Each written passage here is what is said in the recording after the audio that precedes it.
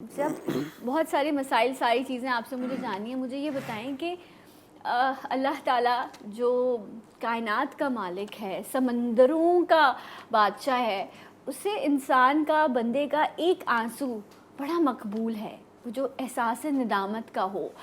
اچھا، احساس ندامت ہوتی ہے ہمیں، ہم اعتراف جرم بھی کرتے ہیں، پھر وہی غلطی دوبارہ بھی کرتے ہیں، پھر احساس ہوتا ہے، پھر دوبارہ غلطی کرتے ہیں، اور یہ بھی پتہ ہوتا ہے کہ میں یہ چیز بار بار کر رہا ہوں۔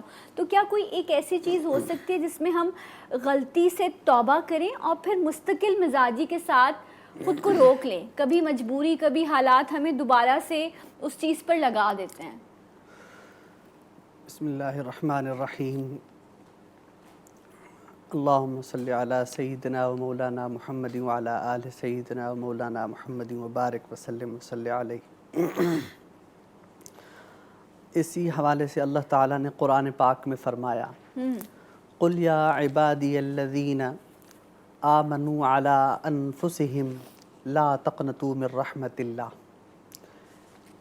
کہہ دیجئے آپ اے ایمان والو، بے شک وہ لوگ جنہوں نے اپنی جانوں کے اوپر اسراف کیا، علی انفسہم، اپنی جانوں کے اوپر ظلم کیا ہے، لا تقنطوا من رحمت اللہ، اللہ کی رحمت سے مایوس مت ہونا، اللہ کی رحمت سے نا امید نہیں ہونا۔ بے شک تو گناہ ہوتے ہیں، پھر انسان کو چاہیے کہ اللہ کی رحمت سے نا امید نہ ہو، واپس رجوع اللہ کرے، اللہ کی طرف رجوع کرے۔ وہ اللہ کی ذات ایسی ہے بخشنے والی، وہ کہتی ہے وَقَالَ رَبُّكُمْ اُدْعُونِي أَسْتَجِبْ لَكُمْ، اے میرے بندے تو میری طرف آ تو صحیح، مجھے پکار تو صحیح، میں تیری پکار ضرور قبول کروں گا، أَسْتَجِبْ لَكُمْ، ضرور قبول کروں گا۔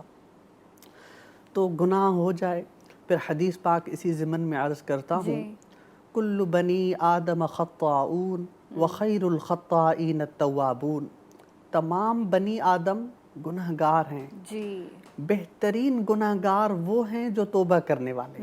ہم خسارے میں ہیں، ہم گناہ کرتے ہیں۔ بالکل۔